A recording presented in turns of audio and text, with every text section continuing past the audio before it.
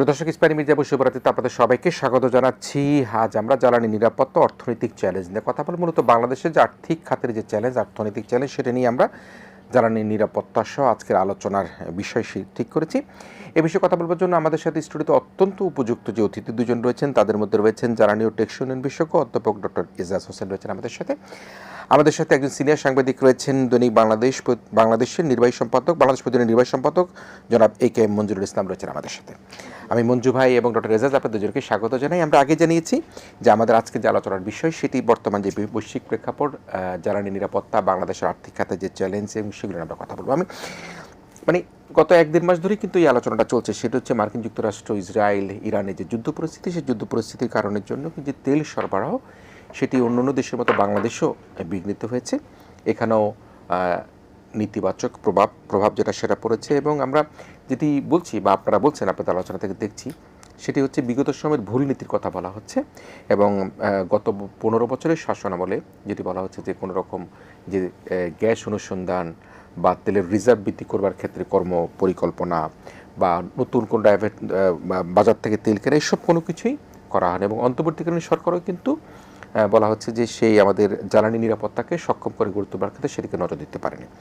তো সার্বিক অবস্থার বিবেচনায় আমরা দেখতে পাচ্ছি যে আমাদের দোকানপাটের সময় কমে নিয়ে আসা হচ্ছে, অফিস সময়সূচি পরিবর্তন করা হচ্ছে, দিনের আলো সর্বোচ্চ ব্যবহার করার প্রতি আমরা ঝুঁকছি, স্কুল কলেজেও কিন্তু ক্লাস নিয়ে একটা আলোচনা চলছে। সব মিলিয়ে বাংলাদেশের বর্তমান বৈশ্বিক প্রেক্ষাপটে জ্বালানি নিরাপত্তা নিয়ে আপনার বিশ্লেষণ কী? নিরাপত্তা তো নেই। আমি সবসময় এই কিছুদিন ধরে যেসব সেমিনারে যাই এবং প্রথমেই আমি এটা দিয়ে আরম্ভ করি, আমাদের জ্বালানি নিরাপত্তা নেই। তার মধ্যে আমরা বাস করছি আর কি, জ্বালানি নিরাপত্তা নেই। বাট না থাকলেও যে আমাদের যে ওরকম কঠিন অবস্থা সবসময় থাকবে তা না। যে এই যেটা ইরান যুদ্ধ, এইটা এসে আমাদের এই নিরাপত্তাহীনতাকে আরো বাড়িয়ে দিয়েছে। আমি বলবো যে আমাদের নিরাপত্তাহীনতাটাকে সবার চোখের সামনে এনে দিয়েছে। হ্যাঁ, এখন হয়তো সবাই বুঝবে যে আমরা যখন এইসব টকশোতে বলি কিংবা সেমিনারে বলি, আমরা তাত্ত্বিক কথা যেটা বলি, হ্যাঁ, সেটার সাথে তারা এখন একটা মিল পাবে। এমনিও আমি মনে করি জনসাধারণ সব জানে, যে সবাই বোঝে যে কি কি সমস্যা আছে। হ্যাঁ, আপনি যেটা বললেন যে এই বিগত যে সরকার, এর আগে যেটা ছিল, তাদের ভুল নীতি দিয়ে, তাদের ভুল নীতিতে যেটা মূলত যেটা হয়েছে, আমাদের ওই পাওয়ার সেক্টর আর বিদ্যুতের সেক্টরটাকে সাংঘাতিক রকম এফেক্টেড হয়ে গেছে। ওকে, ওটা হয়তো ডিসকাশনে আসবে। কিন্তু এখন এই মুহূর্তে আমাদের যে সমস্যা, এটা হচ্ছে জ্বালানি তেল নিয়ে। হ্যাঁ, এর মধ্যেও এর সাথে আমাদের গ্যাসটারও আছে, কারণ আমরা যে গ্যাসটা কিনি সেটা কাতার থেকে আসে। তবে এখন পর্যন্ত আমরা কিন্তু কেউ এটার কথা উঠাই নাই, কারণ এই আমরা দেখছি যে পেট্রোল, অকটেন, ডিজেল নিয়ে যেসব কথাবার্তা হচ্ছে, সেখানে এত বেশি কথাবার্তা হচ্ছে যে ওইটা এখনো আসে নাই। কিন্তু এটা যে কোনো সময় আসতে পারে, কারণ এখনো আমাদের ওই যে জাহাজগুলো আসার ওই 1-2টা করে আসছে। হ্যাঁ, তবে আমরা কিন্তু ইউক্রেন রাশিয়া ওয়ারের সময়ও আমরা ওই LNGর শর্টেজের মধ্যেই দিন কাটিয়েছি। তারপরে কিছুদিন আগেও যখন ওই আমাদের FSRU যেটা বলি, ওগুলো যখন মেইনটেনেন্সে গেছে, তখনও সপ্তাহখানিক সমস্যা হয়েছে। তো এই কথাটা প্রায় আসে গ্যাসের ক্ষেত্রে। বাট এইবার আমি বলবো না, নতুনই বলবো, কারণ আমরা এরকম ধরনের জিনিস দেখি নাই কখনো, যে তেল নিয়ে কি এই যে তেলেসমাতি যেটা বলে, যেটা হচ্ছে, এটার একটা হিস্ট্রি আছে অবশ্য। হ্যাঁ, আমাদের দেশে কখনোই আমরা তেল পাই নাই, হ্যাঁ, আবিষ্কার করতে পারি না। অনেক আগে হরিপুর বলে একটা ছিল ফিল্ড, ওখান থেকে অল্প কিছু পেয়েছি, তারপরে ড্রাই হয়ে গেছে। সো আমরা কিন্তু পাকিস্তান আমল থেকে তেলের ইম্পোর্টার ছিলাম। ওকে, তেলের উপরেই নির্ভর ছিলাম। এবং পাকিস্তান আমলে যেটা ছিল, তখন কিন্তু এই গ্যাসের কোনোই অসুবিধা ছিল না। আর কয়লা অল্প কিছু আনতাম আমরা ইন্ডিয়া থেকে, আমাদের ইট ভাটাটা এগুলোর জন্য একেবারে সামান্য ছিল। আমাদের ইম্পোর্টটা মেইনলি ছিল তেল। হ্যাঁ, এবং তখন আমাদের একটা রিফাইনারি করলাম আমরা, ইস্টার্ন রিফাইনারি। ওটা কিন্তু এখনো ওই সাইজে রয়ে গেছে। তো এইটা একটা ভুল, যে আমরা ওইখানেই রয়ে গেছি ইস্টার্ন রিফাইনারির একটা। কিন্তু আমরা কিন্তু তেলের ব্যাপারে কখনো কিছু করি না, কোনো সরকার করি নাই, আমরা কিছু ওইভাবে আলাপও করি নাই যে এইটার কিভাবে কমানো যায়। খালি একবার হয়েছিল, যে আমার মনে যেটা হচ্ছে, আমরা CNG যখন চালু করলাম, কিন্তু তারপরে কিন্তু আবার আমরা সমস্যার জন্য বলছি না সিএনজি বন্ধ করো, রাইট? তা আমাদের কিন্তু দেখেন আমাদের কোনো কিছুতে কিন্তু আমরা স্টিক করতে পারছি না, কারণ আমরা যে টেকসই জ্বালানি কিংবা দেশের উপরে ইন্ডিজিনাস সোর্সের উপরে থাকবো এরকম ধরনের আমরা নীতিতে কিন্তু যেতে পারছি না। আমরা কিন্তু মানে আমার যেটা পলিটিক্যাল গভর্নমেন্টরা তখন যখন যেই প্রবলেমে পড়ে সেটা সলভ করার জন্য সবচেয়ে সিম্পল যেটা হাতের কাছে পায় সেটাই করে ফেলে। বাট আমরা কিন্তু তেলের ব্যাপারে কখনো কিছু করি নাই। দেখেন এই এত সাংঘাতিক অবস্থায়ও চায়না কিন্তু বিগ ইম্পোর্টার ওই ওখানকার, যদিও ওদের জাহাজ আসতে দিচ্ছে, ওটা একটা পলিটিক্যাল জিনিস, কিন্তু ওরা 30% গাড়ি রাস্তায় ওরা ইলেকট্রিক ইভি করে ফেলেছে। ওকে, তো 30% একটা বিরাট অ্যামাউন্ট, ঠিক না? তো 30% তাদের ইম্প্যাক্ট কমে গেছে। হ্যাঁ, আমরা কিন্তু ইভি করব, ইভি ভালো, এটা কিন্তু এখন 3 বছর হয়ে গেছে। আওয়ামী লীগ আমলে এটা কথা হয়েছে, তারপরে আমলে এটা কথা হয়েছে, এখনো এসে গেছে, কিন্তু আমরা ইভি কিন্তু সেই অর্থে বাড়াতে পারছি না। হ্যাঁ, কারণ ইভি মানেই হচ্ছে আমার গাড়িতে রাস্তায় যতগুলো ইভি চলবে ততখানি আমার তেল লাগবে, স্টেশন লাগবে, বাট আমার তেল কম লাগবে। হ্যাঁ, স্টেশনের ব্যাপারটা তো আছে, কিন্তু ফ্যাসিলিটেট করতে হবে। তো এই যে জিনিসপত্রগুলো যেই সব জিনিসে আমাদের এই আমদানিকৃত জ্বালানি কম আসবে, হ্যাঁ, সেটা দিকে আমরা ওইভাবে নজর দিই নেই। আরেকটা জিনিস আমার বলা দরকার, খুবই ইম্পর্টেন্ট, যে ডিজেল ধরেন, হ্যাঁ, আমি একটু সার্চ করে দেখলাম পৃথিবীর কোনো দেশে এই ডিজেল আর গ্যাসোলিন যেটা বলি এর মধ্যে পার্থক্য এত বড় নাই। যদিও আমরা সমস্যা কিন্তু অকটেন আর ইয়েতে পাচ্ছি, কিন্তু এই সমস্যাটা কেন হচ্ছে এটা ডিসকাশনটা অন্য, কিন্তু হওয়ার কথা না, কারণ আমরা 4 মিলিয়ন টন, হ্যাঁ, যেটি 40 লক্ষ টন আমরা ডিজেল লাগে আমাদের, পুরোটাই আমদানিকৃত। হ্যাঁ, আর ওইটা হচ্ছে 1 মিলিয়ন টন মাত্র, মানে 4 গুণ বেশি, এবং ওইটার মধ্যে পেট্রোলটা দেশেই হয়। ওকে, অকটেনের একটা অংশ আনতে হয়, অকটেনও কিছুটা হয়, অকটেনের একটা অংশ ইম্পোর্ট করে নিয়ে আসি 2 লক্ষ টন। হ্যাঁ, আর ডিজেলটা সম্পূর্ণ, তাহলে দেখেন কত বড় রেশো। বাট ওইখানে আমরা এখন সমস্যা আমাদের, এখন এটাকে আপনি ডিজেল নিয়ে খুব একটা বেশি আমরা প্যানিক দেখতে পাচ্ছি না, প্যানিক দেখতে পাচ্ছি না, এবং সামাও সরকার হ্যান্ডেল করতে পারছে ওইটা এত বড় যেটা কমপ্লিটলি আমদানিকৃত। বাট এইটা আমি মনে করি যে মাঝে মাঝে যে এটা কি আসলে এনার্জি ইস্যু এখন যেটা দেখতে পাচ্ছি আমরা, না, এনার্জির বড় ইস্যু তো বৈশ্বিক ইস্যু তো আছেই, ওটা দাম বেড়ে গেছে, ওটা তো ডিসকাশনে আসবে আপনার, আমি যা দেখতে পারলাম পরে। কিন্তু এই যে যেটা নিয়ে নিউজ হচ্ছে, যেটা নিয়ে সবাই, এটা কি আসলে একটা এনার্জি ইস্যু নাকি একটা logistical issue, supply chain issue, distribution issue? এটা নিয়ে আমাদেরকে একটু চিন্তা করা দরকার। হ্যাঁ, আমাকে একটু হাসি লাগে মাঝে মাঝে, হ্যাঁ, যে কি হচ্ছে, বাট এর মধ্যে অনেক অনেক এই জিনিসপত্র আছে। হ্যাঁ, আমি হয়তো আবার বলবো। হ্যাঁ, নিশ্চয়ই। বাংলাদেশ প্রতিদিনের নির্বাহী সম্পাদক মঞ্জুরুল ইসলাম ভাই আপনি আছেন।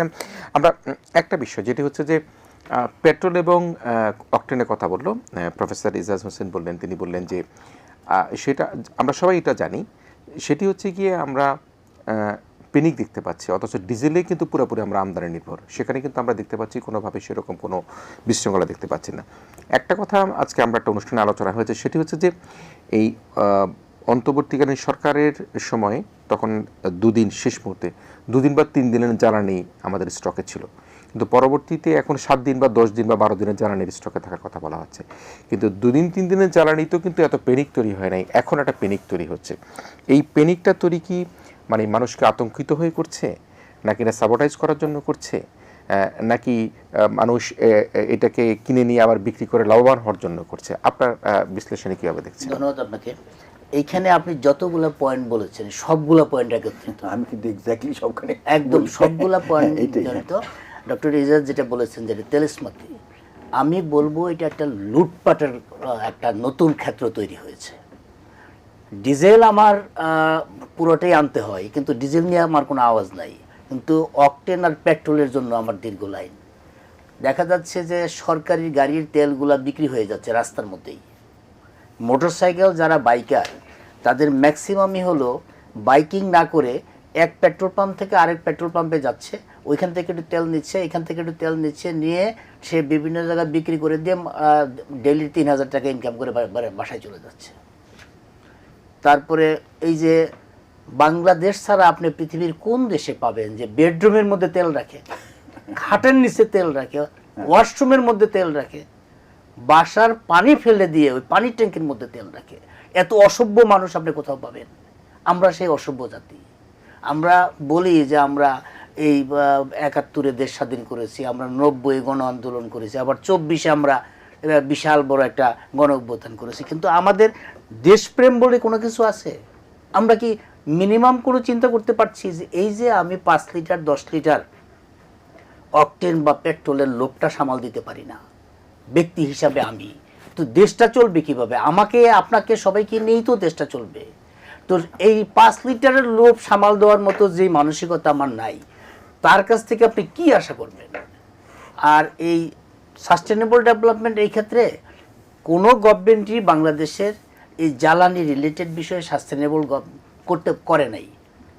আমরা সবসময় চেয়েছি নিজেদের যে সঞ্চয়, নিজেদের যে সাপোর্ট, নিজেদের যেই ক্যাপাসিটি, এটা বিল্ড আপ না করে আমরা ধার করব, আমরা ইম্পোর্ট করব, ওইখানে লাভ বেশি, কমিশনটা বেশি। আর এইখানে যদি আমি আমার গ্যাস উত্তোলন করি, এইখানে যদি আমি তেলের সন্ধান করি, এখানে আমার কোনো লাভ নাই, আমার এখানে কোনো কমিশন নেই। কারণ আমার এখানে এইগুলো করলে, আমি যদি এখানে ডিগিং করি, তো এইখানকার কমিশনের টাকা আমি কানাডার বেগমপাড়ায় বাড়ি কিনতে পারবো না, কিন্তু কমিশন হইলে ওইখানে একটা বাড়ি কিনতে পারবো, কারণ কমিশনের টাকাটা ওইখানে যাবে। এই যে আমার মানসিকতাটাই হলো আমার ব্যক্তিগত লাভ, আমার ব্যক্তিগত হরিলুটের চিন্তা, আমার বা আমরা একটা গোষ্ঠী। প্রত্যেকটা গভর্নমেন্টে আসার পরে দেখেছি এই সেক্টর, বিদ্যুৎ এবং জ্বালানি সেক্টরে একটা সিন্ডিকেট তৈরি হয়। এই সিন্ডিকেটের বাইরের কোনো গভর্নমেন্ট, কোনো সরকারের অবস্থায় এই সিন্ডিকেটের বাইরে যেতে পারে না। এবং আপনি গত ১৬ বছরও সেই সিন্ডিকেটের বাইরে দিতে পারলো না। গত ১৮ মাসের সরকার তো এই সেক্টরে কিছুই করে নেই, একদম জিরো করে রেখে গেছে। এখন আমাদের যে ডক্টর এজাজ যেটা বললেন যে একটা রিফাইনারি, সেটাও কিন্তু ১২ তারিখের পরে বন্ধ হয়ে যাবে যদি ক্রুড অয়েল আপনি সাপ্লাই না দিতে পারেন। মালয়েশিয়া থেকে বলা হচ্ছে আনা হবে, কিন্তু সেটা ১২ তারিখের মধ্যে যদি না আসে, ইস্টার্ন রিফাইনারি বন্ধ হয়ে যাবে। আমার এখানে তেলের রিজার্ভার চিন্তা করতেছি আমি, সেই যে কবে একটা রিজার্ভার বানানো হয়েছে, বিকল্প কোনো রিজার্ভার তৈরি করা হয়নি। রূপপুর পারমাণবিক বিদ্যুৎ কেন্দ্র ২০২৩-এ সেটা ওপেন হওয়ার কথা ছিল, আজকে ২৬ চলতেছে, কবে ওপেন হবে জানি না আমরা। আমাদের তেল ভিত্তিক জ্বালানির ফিল্ড আমরা ধরে নিলাম বিদ্যুৎ কেন্দ্রগুলো, কিন্তু কয়লা ভিত্তিক বিদ্যুৎ কেন্দ্রগুলো যেগুলো আছে, এগুলো পরিবেশের বিভিন্ন কারণে এগুলো প্রায় বন্ধ হয়ে যাচ্ছে। পেট্রোল এবং অকটেন, এই দুইটা বাংলাদেশে যে পরিমাণ উৎপাদন হয়, যে সমস্ত কোম্পানি, বেসরকারি কোম্পানিগুলো উৎপাদন করে, গত ১৬ বছরে, গত ১৮ মাসের সরকার তাদেরকে কোনো প্যাট্রোনাইজ করে নাই। এমন একটা অবস্থা হয়েছে, তোমরা কেন এটা করো? তোমার গ্যাসের বাই প্রোডাক্ট করতে বলছে কে? বেসরকারি খাতকে যদি আপনি উৎসাহিত করতেন, তাদেরকে যদি আরও সাপোর্ট দিতেন, তখন তারা তো আরও বেশি প্রোডাকশন দিতে পারবো। তারা তো বিপিসির মাধ্যমে সেটা ডিস্ট্রিবিউট করে, তারা তো সরাসরি মার্কেটে দিতে পারে না। এখন সরাসরি মার্কেটে দিতে পারছেন না, বিপিসির মাধ্যমে দিতে হবে, ডিস্ট্রিবিউশনটা তো বিপিসি করছে। কিন্তু এবার XYZ যে সমস্ত গ্যাসের কোম্পানি আছে, তাদের যে বাই প্রোডাক্ট, তারা যদি নিজেদের বাই প্রোডাক্টটা, সেই অকটেনটা যদি নিজেদের ফ্যাক্টরি থেকে বিক্রি করতে পারতো, তখন তো ডিস্ট্রিবিউশনের এই সমস্যাটা হতো না। আর আমি যখন বুঝতে পারলাম যে আমার গ্যাস, আমার জ্বালানি সংকটটা তৈরি হবে, নতুন গভর্নমেন্ট, আজকে এই গভর্নমেন্টের 50 দিন, মন্ত্রীরা দায়িত্ব নেওয়ার পরে এত কথা বলার দরকারটা কি? কথা তো বলবেন আপনি, কিন্তু মানুষকে প্যানিক তৈরি করার দরকার নাই তো। মানুষ যখন একটা ক্যান্সারের রোগী হয়, যখন ডাক্তার দেখে যে এই পেশেন্টকে আর হাসপাতালে রাখার দরকার নাই, তখনও কিন্তু ডাক্তার বলে, যারা খুব ভালো ডাক্তার, অভিজ্ঞ ডাক্তাররা কিন্তু বলে না, কিচ্ছু হয় নাই তো, আপনি তো সুস্থ হয়ে যাবেন।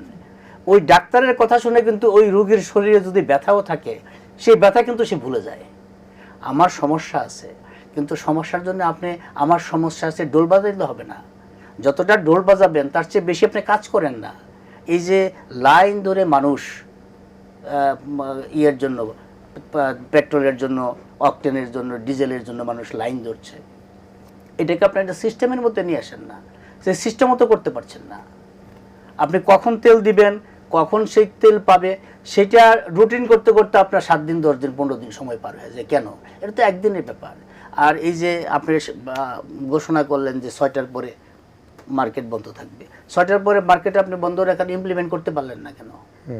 ডিসিশন আপনি যখন দিবেন, এক্সিকিউশন করার দায়িত্ব আপনার, জনগণকে বোঝানোর দায়িত্ব আপনার। এই যে এক মন্ত্রী এক কথা বলে, ওই দিন দেখলাম এক মন্ত্রী বলতেছে যে ওই পেট্রোল পাম্পে গেলে তো তেল পাচ্ছেন, সুইচ দিলে তো বিদ্যুৎ পাচ্ছেন, তো সমস্যাটা কি? এটা অদ্ভুত ব্যাপার। এদিকে এখন 2 দিন পরে যখন মন্ত্রীর বাসায় বিদ্যুৎ থাকবে না, মন্ত্রীর বাসায় যখন গ্যাস থাকবে না, যখন রান্নাটা করতে পারবে না, তখন মন্ত্রী এই কথা বলবে? মন্ত্রীকে তো এখন বিগত সময়ে সকল গভর্নমেন্টের মধ্যে কিছু অতি কথক ছিল, এখন এই গভর্নমেন্টের মধ্যে যদি অতি কথকে 15 দিনের মধ্যে অতি কথক ধরে যায়, ঝামেলা আছে।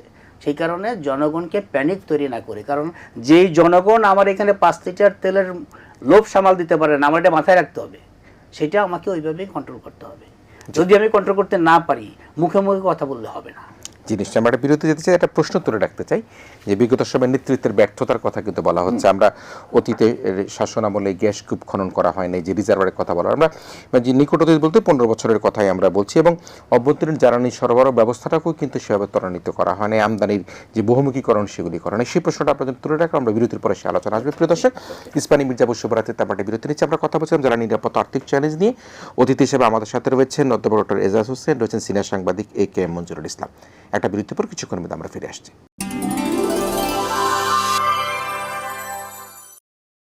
ইস্পানি মির্জাপুর শিবরাত্রিতে আমরা আবারও ফিরে এসেছি জ্বালানি নিরাপত্তা আর্থিক চ্যালেঞ্জ নিয়ে কথা বলছিলাম। অতিথি হিসেবে রয়েছেন জ্বালানি ও টেকসই উন্নয়ন বিশেষজ্ঞ অধ্যাপক ডক্টর এজাজ হোসেন, রয়েছেন বাংলাদেশ প্রতিদিনের নির্বাহী সম্পাদক সিনিয়র সাংবাদিক AK মঞ্জুরুল ইসলাম।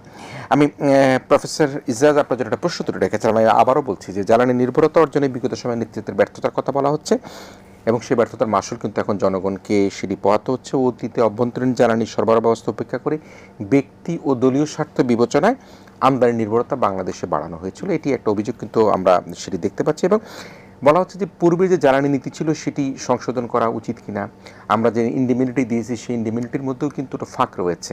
বলা হচ্ছে যে ইন্ডিমিনিটি বাতিল করা হয়েছে, কিন্তু সেই ইন্ডিমিনিটির মধ্যে যে চুক্তি আছে সেই চুক্তি কিন্তু বলবৎ থাকে। তো সে অবস্থায় যে আমরা পূর্বের নীতি সংশোধনের কথা, দ্বিতীয়ত হচ্ছে যে ব্যক্তি এবং দলীয় স্বার্থে আমদানি নির্ভরতা বাড়ানো হয়েছিল, সে জায়গাটা কীভাবে দেখেন আপনি? মানে একেবারে তো ডেফিনেট করে বলা যায় না যে একজন ব্যক্তি স্বার্থে হয়েছে, কিন্তু আপনি যদি সব কিছু অ্যানালিসিস করেন তাই দাঁড়ায় আর কি, তাই দাঁড়ায় যে ব্যক্তি স্বার্থে করেছে। যারা অন্যভাবে অ্যানালিসিস করবে তারা বলবে যে সরকার, ওই তখনকার সরকার এক্সপেক্ট করেছিল যে ইকোনমি খুব গ্রো করবে, দেশ হয়ে যাবে, এগুলো আমাদের প্রয়োজন হবে। হ্যাঁ, আমরা যেরকম কি দেখছি এখন 30,000 মেগাওয়াট আমাদের হয়ে গেছে প্রস্তুত, আমাদের দরকার হচ্ছে ধরেন তার হাফ, 15-16 মেগাওয়াট। তার মানে কি, তার মানে আমাকে একটা বিরাট অংশ একটা বসিয়ে রেখেছি, মানে বসিয়ে খাওয়া যান যেটা বলে, এবং সেটার কারণে একটা ক্যাপাসিটি চার্জ আছে। তো ক্যাপাসিটি চার্জের কারণে আমার বিদ্যুতের যে দাম, এই দামটা বেশি হয়ে যাচ্ছে। তো সরকার যেটা করেছে এই 3 বছরে, কেউ দাম ওইভাবে বাড়ায় নাই, and they have not passed it on কনজিউমারের কাছে, কাস্টমার কাছে পাস অন করে নেই। তো এটা কি হচ্ছে, বিল্ড আপ করে একটা হিউজ সাবসিডি, হ্যাঁ, ভর্তুকি। এই বছর নাকি 50,000 কোটি টাকা সাবসিডি চাবে এই পাওয়ার ডিভিশন, হ্যাঁ, ওই তাহলে 50,000 কোটি টাকা। আমি অনেক স্মল, এত বড়। এখন এইটা মেইন জিনিস এটার মধ্যে হচ্ছে যে আমরা এই এক্সট্রা ক্যাপাসিটি চার্জ যেটা দিচ্ছি ওইটা আছে এখানে। হ্যাঁ, আর এখন এটা যে চুক্তি অনুযায়ী অন্যায় সেটা বলছি না, চুক্তি তাই বলে যে এটা দিতে হবে, কিন্তু যারা করেছে তারা কি এটা যে এরকম একটা সিচুয়েশন হতে পারে জেনে করেছে? যদি জেনে করে তাহলে আমি বলবো যে তারা অবশ্যই তাদের যাদের যোগ সাজস্যে এই পাওয়ার প্ল্যান্টগুলো হয়েছে। কিন্তু এটা কিন্তু আমরা এই ইনভেস্টিগেশনের মাধ্যমে এই গত কেয়ারটেকার গভর্নমেন্টের আমলে এটাকে এনে ওইভাবে সামনে এনে আমরা কিন্তু কেস করি না, করি না, তাদেরকে মোটামুটি চালাতে দিয়েছি, এখনো চলছে। এই সরকার কি করে আমরা জানি না, বাট ওগুলা বলবৎ। হ্যাঁ, ওগুলা বলবৎ, তারা যেভাবে আগেও টাকা বানাচ্ছিল, এনজয় করছিল, সেইভাবে করছে। তো এখন কথা হচ্ছে এইটার দায় যাদের, তারা তো নাই এখন, ঠিক না? এটা তো মানে আমরা যেটা বলি, এটা এখন আমাদের যে পাওয়ার ডেভেলপমেন্ট বোর্ডের কথা বলছেন নাই, মানে আওয়ামী লীগ সরকার তখন নাই, তো তাদেরকে তো আমরা ধরতে পারছি না, বলতে পারছি না কেন, কিভাবে করেছে, তারা নাই। তারা অনেকেই হয়তো আছে ইয়েতে, কিন্তু তাদের সাথে যারা পাওয়ার প্ল্যান্টগুলো তারা তো আছে, ঠিক না? তো তাদেরকে কেন ধরছি না? কারণ হচ্ছে এই যে আপনি যে বলেন চুক্তিগুলা মধ্যে একটা আন্তর্জাতিক একটা আছে, ইন্টারন্যাশনাল এলিমেন্ট আছে। কারণ প্রত্যেকটা চুক্তিতে বলা হচ্ছে যে এই আরবিট্রেশন যদি গোলমাল হয়, এটা বাংলাদেশে হবে না, এটা বাইরে হবে। হ্যাঁ, এবং ওইগুলা নিয়ে যদি আমরা ফাইট করতে যাই আমরা হেরে যাব। এবং গত 3-4 বছর ধরে যেটা হয়েছে, আমরা এমন একটা অবস্থায় আছি যে ওরা যদি বন্ধ করে দেয় তাহলে আমাদের খুব খারাপ অবস্থা হয়ে যাবে দেশে। ওই পাওয়ারটাও লাগবে, আবার ওদেরকে আমরা বার করতে পারছি না। তো এই অবস্থায় কিন্তু সব চলে যাচ্ছে। সো আমরা খুব একটা খারাপ সিচুয়েশনে in terms of the price আমরা পড়ে গেছি। হ্যাঁ, যে ওদেরকে মোটামুটি 1.5 গুণ বেশি দাম দিতে হচ্ছে যে এই বিদ্যুৎটা নিচ্ছে। এখন আইন অনুযায়ী দিতেই হবে ওইটা, আইন অনুযায়ী। হ্যাঁ, কিন্তু ওই পাওয়ার প্ল্যান্টগুলো তো অন্যায়ভাবে করা হয়েছে। এইটা এখন কিভাবে আপনি এস্টাবলিশ করবেন, সেটাই হচ্ছে এখানে মূল ইস্যু। তো এটা গেল পাওয়ার প্ল্যান্টের ব্যাপারে। এখন কথা হচ্ছে এরই মধ্যে এত যখন পাওয়ার প্ল্যান্ট করা হচ্ছে, যেরকম গ্যাস বেস পাওয়ার প্ল্যান্টগুলো হয়েছে, আমাদের গ্যাস বেস পাওয়ার প্ল্যান্ট হচ্ছে প্রায় 12,000 মেগাওয়াট। হ্যাঁ, আমরা এখন কোনো সময় 6,000 মেগাওয়াটের বেশি চালাতে পারছি না। তাহলে 6,000 মেগাওয়াটকে বসায় রাখছি আমরা। হ্যাঁ, একদম বসে বসে খাওয়ানোর মতো। গ্রিড লাইনের সমস্যা নাকি না আমরা না দরকার হচ্ছে না, আমাদের গ্যাস নাই, গ্যাস নাই, কাঁচামাল নাই। আচ্ছা দেখেন তো, এই যে তাহলে আমাদের এইসব পাওয়ার প্ল্যান্টগুলো চালাবার জন্য গ্যাস লাগবে। ঠিক আছে, এই গ্যাসগুলোর জন্য আবার ওই ওনারা যেটা করলো যে আমাদের নিজস্ব যে আহরণের জন্য, গ্যাস আহরণের জন্য যে ড্রিলিং করা দরকার সেটাকে তারা স্থগিত করে দিল, তারা আগালো না। তবে ওইভাবে বলা উচিত না, কারণ ওদের মধ্যেই জিওলজিস্ট, ওদের মধ্যেই বিশেষজ্ঞ ছিল যারা বলেছে বাংলাদেশে আর গ্যাস নাই, আর করে লাভ নেই। হ্যাঁ, আপনি করেন না ওখানে। তো তারা কি করলো, তারা এলএনজিতে চলে গেল। ওই মুহূর্তে এলএনজির দামও কম ছিল, তো আমরা কেউ ওরকম ধরনের হইচই করে না। যদি আমি একদম এক্সপ্লিসিটলি আমি হইচই করেছি, আমি বলেছি এটা কি করছেন। ইভেন তখনকার তৌফিক আলীর সাথে আমি নরওয়েতে ছিলাম, আমি ঝগড়া করেছি ওনার সাথে যে আপনারা কি করছেন। বলে না, don't worry, just you will not understand. আমাকে বলছে হ্যাঁ এটা কোনো ব্যাপার না, আমরা জাপান কোরিয়া ইম্পোর্ট করে আমাদের কোনো ব্যাপারই হবে না এটা। হ্যাঁ, তো তাদের মাথায় তাদের ইয়েতে অন্যরকম জিনিসপত্র ঘুরছিল। সেটাকে আসলেই ওরকম জিনিসপত্র, উনি যেটা বললেন এটা যোগ সাজস্যে লুটপাটের জন্যই আর কি ওটা করেছে। সো ওনারা যেটা করলো এলএনজির দিকে আমাদেরকে নিয়ে গেল। ঠিক আছে, গেল, ওইটাও আমি মানলাম। তো এলএনজির দিকে নিয়ে গিয়ে আবার করলো কি, এক সময় গিয়ে ওখানে একটা বেকায়দায় পড়লো তারা। ধরেন আমাদের এখন দেশে দরকার 4,000 MMCFD, million cubic feet per day আমাদের গ্যাস দরকার। আমাদের টোটাল ক্ষমতা ইম্পোর্টের হচ্ছে 1100 MMCFD, আর আমাদের নিজের প্রোডাকশন হলো 1700, তাহলে 2800। ডিমান্ড 4,000, তাহলে 1200 MMCFD-র ঘাটতি। এখন আপনার পকেটে যদি, আমাদের দেশের পকেটেও যদি পয়সা থাকে, আপনি আনতে পারছেন না, কারণ আমাদের ওই 2টা এফএসি এরিয়া হচ্ছে 1100 MMCFD। তাহলে দেখেন ওরা আমাদেরকে এলএনজির দিকে নিয়ে গেল, কিন্তু যথেষ্ট ক্যাপাসিটিও ঠিক মতো বিল্ড করলো না ঠিক সময়। যদিও একটা পাইপলাইনে আমাদের একটা ছিল, ওইটা ক্যান্সেল করে দিয়েছে ইন্টারিম গভর্নমেন্ট। কেন? ওইটা সামিটেড ছিল, সামিটের ওই প্রজেক্টটা কিছুটা ওরা আগিয়েছিল, ওদেরকে ক্যান্সেল করে দিল। ওরা খুব কি বলে ক্ষুণ্ণ হয়েছিল এই ব্যাপারে, কিন্তু কথা হচ্ছে ওইটা করতে পেরেছে অতটুকু। ওইখানে ওরা বলছে আমরা কোর্টে যাব, কেস করব, কিন্তু করে নাই শেষ পর্যন্ত, সামিটটা করে নাই ওটাকে আমরা। কিন্তু ওইটাকে ক্যান্সেল করে যেটা হলো যে আমরাই বিপদে পড়ে গেলাম। আমরাই বিপদে পড়ে, কেন কি এখন আমরা বেশি গ্যাস আনতে পারছি না। সাংঘাতিক এখন ক্রাইসিস দেশে, সাংঘাতিক গ্যাসের ক্রাইসিস। মানে এলএনজি থেকে নিয়ে যাওয়া কি কোনো দুর্বিসন্ধি ছিল কিনা, যেটি আপনি বলছিলেন যে আপনি সেই সময়কার উপদেষ্টাকে বাইরেই বলেছিলেন, যিনি তিনি বলছিলেন আপনাকে তুমি বুঝো না। আমি বলেছিলাম অন্যভাবে, আমি তো অনেক বলবো না দুর্বিসন্ধি। আমি অনেকে বলেছিলাম যে উই ক্যানট অ্যাফোর্ড ইট। হ্যাঁ, আমরা একটা গরিব দেশ, আমরা এটা পারবো না, আপনি এইদিকে আমাদেরকে নিয়ে যেন না। এটা বলে না না, কোনো ব্যাপার না। এরকম অনেক দেশ আছে যারা কে বলে ইম্পোর্ট করে চালাচ্ছে, জাপান আর সাউথ কোরিয়া। বাট জাপান আর সাউথ কোরিয়া যেই পর্যায়ে গেছে ইকোনমিতে, তারা দে ক্যান অ্যাফোর্ড ইট। হ্যাঁ, বাট আমরা পারবো না, ওই কথা তো অনেকেই বলে। তারপরে বলেছে যে না, এটা একটা পুরো ডেলিবারেট আমাদেরকে এলএনজির দিকে নিয়ে যাওয়া, কারণ আমদানি মানেই হচ্ছে কমিশন। কোনো প্রেসক্রিপশন ছিল মনে হয়, একটা হতে পারে, ওইটাই মানে টাকা বানাবার লুটপাটের একটা প্রেসক্রিপশন। হ্যাঁ, এলএনজিতে যদি রাখতে পারলো। আমি এটা কখন তারা বিপদে পড়লো, এর মধ্যে কিছুদিন পরে ইউক্রেন রাশিয়া ওয়ার হয়ে গেল। ইউক্রেন রাশিয়া ওয়ার হয়ে যেটা হলো, এলএনজির দাম এক সময় $5 থেকে $8 পাওয়া যাচ্ছিল, 10-এর উপরে কখনোই ওঠে নাই ওনারা যখন উঠছে। এইটা গেল $35 চলে গেল, একদিন $65 গেছিল এবং $35 কিনতে হয়েছে আমাদেরকে।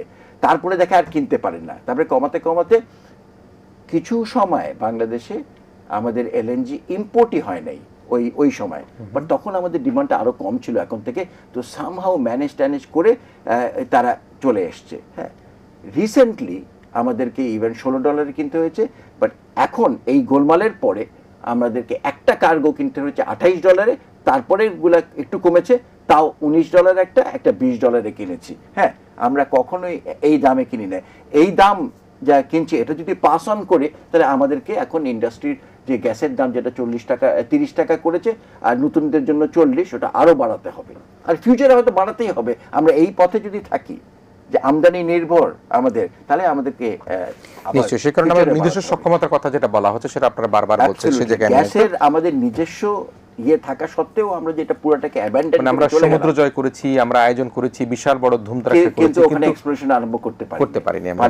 জি, মিস্টার মঞ্জু আমরা শুনছিলেন। এবং একটা জায়গায় একটু আসি, ব্যবসায়ী মহলের কথা বলি। এবং তারা আজকে মাননীয় প্রধানমন্ত্রীর সাথে তাদের একটা আলোচনা হয়েছে এবং মাননীয় প্রধানমন্ত্রী একেবারে খুব মনোযোগ দিয়ে তাদের কথা শুনেছেন। অনেকগুলি বিষয়ের মধ্যে তারা জ্বালানি নিরাপত্তাটাকে সবচেয়ে বেশি গুরুত্ব দিয়েছেন। আমার মনে আছে যে বিগত শাসনামলে, আমি শাসনামলে কিন্তু ব্যবসায়ীর অভিযোগ করেছিল যে আপনারা আমাদেরকে নিরবিচ্ছিন্ন বিদ্যুৎ দেন, গ্যাস দেন, আপনি দাম প্রাইসিং যাই করেন না কেন, কিন্তু তাদের অভিযোগ ছিল যে গ্যাসের পরিবর্তে বাতাস আসতো সেই গ্যাস লাইনের মধ্যে দিয়ে, বিদ্যুৎ তারা পাওয়া যেত না। এখন যে চলমান সংকট, সেই সংকটে ব্যবসায়ীদেরকে আস্থায় না আনা যদি সম্ভব হয়, যেটি খানিকটা কিছুক্ষণ আগে বললে, একজন ব্যবসার কথা বলো, একটা প্রতিষ্ঠানের কথা বলো, গ্যাসের পাইপলাইন বন্ধ করে দিল, বিপদে কিন্তু পরবর্তীতে দেশের মানুষই পড়েছে। কোনো দোষ ত্রুটি বা সমস্যা থাকলে সেটাকে রিপেয়ার করে দেশকে সচল রাখতে হবে। সে অবস্থায় ব্যবসায়ীদের আজকে যে চাঙ্গা করার জন্য মাননীয় প্রধানমন্ত্রী যে মিটিং করেছেন, তাদের যে জ্বালানি নিরাপত্তা, এবং সেই ক্ষেত্রে যদি বলি ব্যবসায়ীদেরও বিনিয়োগ, ব্যবসায়ীদেরও কিন্তু ব্যবসা করবার যে পরিবেশ, সেই জায়গাটা আপনি কীভাবে দেখেন? এটাকে আমি সাধুবাদ জানাই, কারণ ব্যবসায়ীদের নিয়ে বসা দরকার। 111 গভর্নমেন্ট থেকে শুরু করে আমাদের ইন্টেরিয়াম গভর্নমেন্ট পর্যন্ত ব্যবসায়ীদের উপর কিন্তু চেপে ধরেছে। 111 গভর্নমেন্ট বাংলাদেশের সকল ব্যবসায়ীদের ধরে ধরে নিয়ে আটকে রেখেছিল এবং তাদের কাছ থেকে মোটা অঙ্কের টাকা আদায় করেছে। সেই টাকা নিয়ে আদালত পর্যন্ত গিয়েছে, আদালত রায় দিয়েছে, এখন পর্যন্ত কোনো ব্যবসায়ী টাকা পায়নি। তো বাংলাদেশে যখন কোনো ব্যবসায়ী দাঁড়াতে চায়, যে উঠতে চায়, তার কোনো লজিস্টিক থাকে না। আমরা কি বলি?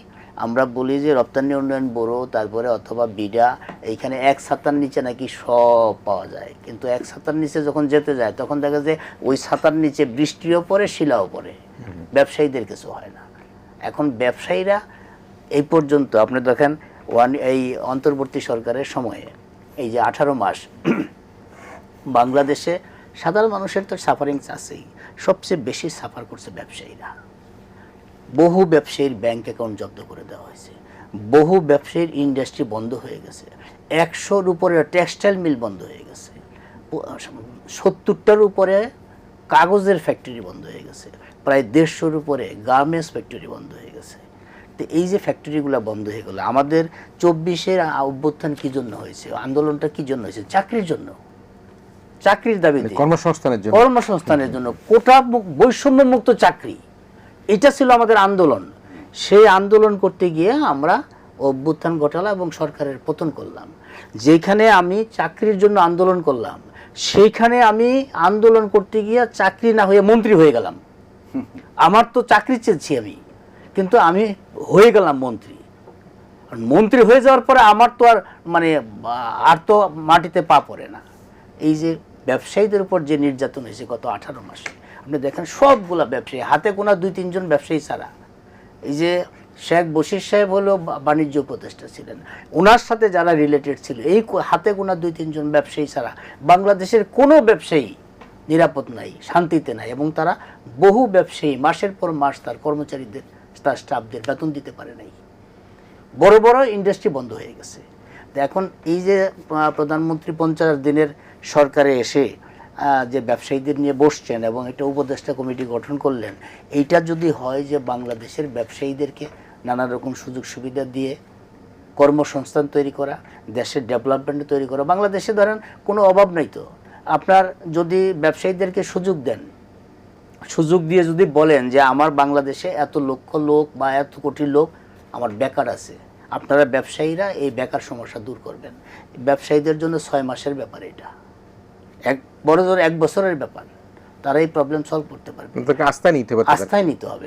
এখন আমরা কি করি, আমরা হয় দোসর বানাই, না হয় আমরা দালাল বানাই। বাংলাদেশে এমন একটা দেশ, কোনো ব্যবসায়ী সরকারের সাথে না থাকলে সে লোন পাবে না, সরকারের সাথে না থাকলে সে গ্যাসের লাইন পাবে না, সরকারের সাথে কথা না বললে সে ইলেকট্রিক লাইন পাবে না, ইভেন পানির লাইনও পাবে না। তো যখন দেশটা এরকম হয়ে গেছে যে আপনার সরকারের সাথে থাকতেই হবে, আপনি একটা লোনের অ্যাপ্লিকেশন করলেন, সেই ব্যাংকের চেয়ারম্যান অথবা এমডি চিন্তা করবে এই ব্যবসায়ীটা কোন দলের, কোন পক্ষের। যদি দেখে সরকারের পক্ষের সাপোর্ট করে, তার লোনটা 7 দিনে মানে অ্যাপ্রুভ হয়ে যাবে। যদি দেখে যে না কোনো দলের পক্ষে নাই, নিরপেক্ষ একজন সাধারণ মানুষ ব্যবসা করতে আসছে, সে শুধু এমডি আর চেয়ারম্যানের দরজা পর্যন্ত মাসের পর মাস ঘুরবে, তার লোন স্যাংশন হবে না। বিগত সময়ে আমরা কি দেখলাম, মিনিস্ট্রি থেকে ব্যবসায়ীদের গ্যাসের কোনো পারমিশন দেওয়ার, ইন্ডাস্ট্রিতে গ্যাসের কোনো পারমিশন দেওয়ার কোনো সুযোগ ছিল না। পারমিশন দিত কে? তৌফিক আলাই। উনি প্রাইম মিনিস্টার অফিসে বসতেন। এখন প্রাইম মিনিস্টার অফিসে কয়জন ব্যবসায়ী যেতে পারতেন? তারপরে তাকে ধরার জন্য আবার একটা দালাল শ্রেণী তৈরি হয়েছিল। সেই দালাল শ্রেণী যে সমস্ত ব্যবসায়ী ধরতে পারতো, তাদেরকে দিয়ে ডিমান্ড নোটটা ইস্যু করাইতো, যে ডিমান্ড নোটটা পেয়ে গেলাম। এখন ওই দালাল শ্রেণী কোনটা কি করতো, যে আপনার ডিমান্ড নোট করে দিব, ডিমান্ড নোট করলেই তো আপনি গ্যাসের লাইন পাবেন। ডিমান্ড নোট নিয়ে সেই ব্যবসায়ী দাঁড়ে দাঁড়িয়ে ঘুরে, ডিমান্ড নোট আছে কিন্তু গ্যাসের লাইন নেই। এখন তৌফিক আলাই পর্যন্ত যেতেও পারে না। তো ব্যবসায়ীদেরকে যদি আপনি লজিস্টিক দেন, ব্যবসায়ীদেরকে আপনি বিদ্যুৎ দেন, জমি দেন, সিকিউরিটি দেন, সবচেয়ে বড় কথা সিকিউরিটি। ব্যবসায়ীদেরকে আপনি সব রকম সিকিউরিটি দিতে হবে। সব কিছু যদি দেন, দিয়ে যদি ব্যবসায়ীদেরকে বলেন যে আমি আপনাদের কাছে এই জিনিস চাই, ব্যবসায়ীরা কিন্তু সেটা আপনাকে দিবে। আর যদি ব্যবসায়ীদেরকে শত্রু মনে করেন, 111 গভর্নমেন্ট অথবা 18 মাসের অন্তর্বর্তী গভর্নমেন্টের মতো যদি আপনি ব্যবসায়ীদেরকে শত্রু মনে করেন, যদি সব ব্যবসা বাণিজ্যের ব্যাংক অ্যাকাউন্ট বন্ধ করে দেন, এটা করেন সেটা করেন, দুদকে মামলা করেন, ব্যবসায়ীরা নিজেদের জীবন রক্ষা করবে, মামলা থেকে বাঁচার জন্য চেষ্টা করবে, নাকি তার ইন্ডাস্ট্রির জন্য সে মনোযোগী দেবে? কারণ ব্যবসায়ীদের দোষ যদি থাকে, সেটার জন্য স্পেসিফিক আইন আছে। কোনো ব্যবসায়ী যদি এখানে ট্রেডিংয়ের নামে, ব্যাক টু ব্যাক এলসির নামে বিদেশে যদি টাকা পাচার করে, তার যদি আপনি তথ্য প্রমাণ পাওয়া যায়, তার বিরুদ্ধে আপনি স্পেসিফিক অ্যালিগেশনে মামলা করেন। কিন্তু তার বিরুদ্ধে আপনার কোনো স্পেসিফিক অ্যালিগেশন নাই, সন্দেহজনক লেনদেনের কারণে আপনি একজন ব্যবসায়ী অথবা একজন সাধারণ নাগরিকের ব্যাংক অ্যাকাউন্ট আপনি জব্দ করে রাখলেন পত্রপত্রিকা দেখে, গণমাধ্যম দেখে। এখন 111-এর এই যে আমাদের 18 মাসের অন্তর্বর্তী সরকারের সময় 3 ভাবে ব্যাংক অ্যাকাউন্ট জব্দ হয়েছে। একভাবে হয়েছে আওয়ামী লীগের যারা সরাসরি ব্যবসায়ী এবং এমপি মন্ত্রী তাদের, আরেকভাবে হয়েছে আওয়ামী লীগের সাথে যোগাযোগ ছিল এরকম কোনো ব্যবসায়ী, আরেকভাবে হয়েছে একজন ব্যবসায়ী আরেকজন ব্যবসায়ীর বিরুদ্ধে ব্যাংক অ্যাকাউন্ট জব্দ করার জন্য তদবির করেছে। আর একটা ব্যাপক একটা গ্রুপ ব্যাংক অ্যাকাউন্ট জব্দ হয়েছে এই বৈষম্য বিরোধী ছাত্রদের চাঁদা না দেওয়ার কারণে। এক ব্যবসায়ীর কাছে গিয়েছে, বলছে যে আপনি এত টাকা দিতে হবে, আপনি দোষর ছিলেন, এই ছিলেন, এত টাকা দিতে হবে, না হলে আপনার বিরুদ্ধে ব্যবস্থা নেওয়া হবে। সেরকম যে সমস্ত ব্যবসায়ী দেয় নাই, দুদকের মাধ্যমে বা বাংলাদেশ ব্যাংকের বিএফআই এর মাধ্যমে বা অন্য কোনো ইয়ের মাধ্যমে ব্যাংক অ্যাকাউন্ট জব্দ করে দিয়েছে। যে সমস্ত ব্যবসায়ী এই সমস্ত মাফিয়া চাঁদাবাজদের চাঁদা দিয়ে বাঁচতে পেরেছে, তাদের কারো কিন্তু কোনো সমস্যা নেই। তারা দিব্যি, দোসর হোক দালাল হোক, তারা কিন্তু দিব্যি ব্যবসা করে গেছে। এর মধ্যে তো আপনি বললেন যে একজন ব্যবসায়ী উপদেষ্টা হয়েছে, হ্যাঁ, এবং সেখানেও কিন্তু নানা রকম রিউমার আছে। সেই ব্যবসায়ী উপদেষ্টা হওয়ার ক্ষেত্রে কোনো লেনদেন হয়েছে কিনা, যেটি আপনি বলছিলেন যে তার বলয়ের লোকেরা সবাই ভালো ছিল, সবাই ভালো ছিল, এবং উনি ব্যবসায়ী হয়ে, উনি উপদেষ্টা হয়ে, ওনার মধ্যে আর প্রফেসর ইউনূসের মধ্যে কোনো পার্থক্য নাই। প্রফেসর ইউনূসও ব্যক্তিগত স্বার্থ সব কিছু নিয়েছে, এবং এই শেখ বশির সাহেবও ওনার ব্যবসা বাণিজ্য, জুট মিল থেকে শুরু করে সব কিছু কিন্তু নিয়ে নিয়েছে। ইভেন সর্বশেষ যাওয়ার সময় বিমানটাকেও ধ্বংস করে দিয়ে গেছে। উনি বিমানের চেয়ারম্যান হয়ে গেলেন। বিমানের চেয়ারম্যান হয়ে এখন বিমানের এমন একটা আইন অধ্যাদেশ জারি করে গেলেন, যাতে বিমানের সকল ট্রাভেল এজেন্সি থেকে শুরু করে বেসরকারি বিমান কোম্পানির মালিক যারা আছে, তারা যাতে একদম বসে যায়। কারণ তিনি একটা এয়ারলাইন্সের পারমিশন প্রক্রিয়া করে গেছেন। এখন সব যদি অ্যাডভাইজার হইলে সবই যদি করা হয়, তো এমনই তো যখন ওনার নেতৃত্বে আমেরিকাতে একটা প্রতিনিধি দল যখন গিয়েছিল, তখন এই বৈষম্য বিরোধীদের মামলা করায় একজন হত্যা মামলার আসামিকে উনি সাথে করে নিয়ে গেছেন এবং তিনি তার ব্যবসায়িক সহযোগী। তো এখন কার দিকে আমরা তাকাবো? আমরা যাকে যেখানে যেই বসাই সেই তো রাবণ হয়ে যায়। এখন আমাদের তো কিছু করার নাই। আমরা একটা দেশের সাধারণ মানুষ, সাধারণভাবে চিন্তা করি, সাধারণভাবে বাঁচতে চাই, কিন্তু তারা তো আমাদেরকে সাধারণভাবে বাঁচতে দেয় না। সমস্যাটা ওই জায়গায়। নিশ্চয়ই প্রফেসর এজাজ, আপনাকে অনেকক্ষণ আমি ধৈর্য ধরে বসবার জন্য আমরা আপনার কাছেই আসবো, একটা বিরতি নিতে চাচ্ছি। প্রিয় দর্শক, আমরা যে আলোচনাটা করছিলাম, প্রিয় সাংবাদিক, সিনিয়র সাংবাদিক এ কে মঞ্জুরুল ইসলাম যেটি বললেন, ব্যবসায়ীদেরকে স্বস্তি না দিলে, তাদেরকে যদি ব্যবসার পরিবেশ তৈরি করানো হয়, তাদেরকে মামলা হামলা, দুদক, বিএফআইও এগুলো দিয়ে যদি বারবার তাদের প্রতি এই ধরনের অনিয়ম করার অভিযোগ এনে তাদের প্রতি চাপ সৃষ্টি করা হয়, তাহলে কিন্তু ব্যবসায়িক পরিবেশ বাংলাদেশে স্থিতিশীল না হলে এই যে এখন যে বৈশ্বিক যে অবস্থা, মধ্যপ্রাচ্যের যুদ্ধ, ইউক্রেন রাশিয়া যুদ্ধ, বা বাংলাদেশের যে আওয়ামী সরকার যে ধ্বংসস্তূপ রেখে গিয়েছে আর্থিক খাতে, সব কিছু মিলিয়ে কিন্তু ব্যবসায়ীদেরকে আস্থায় এনে সরকারকে রাষ্ট্র পরিচালনা, সরকার পরিচালনায় মনোযোগ দিবার যে আজকের যে কর্মপরিকল্পনা দেখেছি মাননীয় প্রধানমন্ত্রী, সেদিকে কিন্তু দেশকে আগাতে হবে। আমরা ইসমানী মির্জাপুর শুভরাত্রিতে একটা ছোট বিরতি নিতে চাই। এটি শেষ বিরতি। এই বিরতির পর আমাদের সাথে দুজন যে অতিথি রয়েছেন আবারও জানিয়ে রেখি, জ্বালানি ও টেকসই উন্নয়ন বিশেষজ্ঞ অধ্যাপক ডক্টর এজাজ হোসেন রয়েছেন আমাদের সাথে রয়েছেন বাংলাদেশ প্রতিদিনের নির্বাহী সম্পাদক সিনিয়র সাংবাদিক এ কে মঞ্জুরুল ইসলাম। তারা দুজনই আমাদের সাথে আবারও শেষ পর্যন্ত আলোচনায় থাকবেন।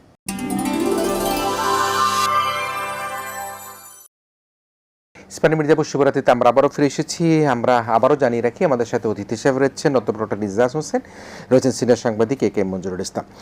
প্রফেসর এজাজ, আমরা গভর্নমেন্টের পক্ষ থেকে যে তথ্য, 167 কোটি টাকার দৈনিক কিন্তু আমরা ভর্তুকি দিচ্ছি। পাকিস্তানি তেলের দাম বাংলাদেশ থেকে দ্বিগুণ।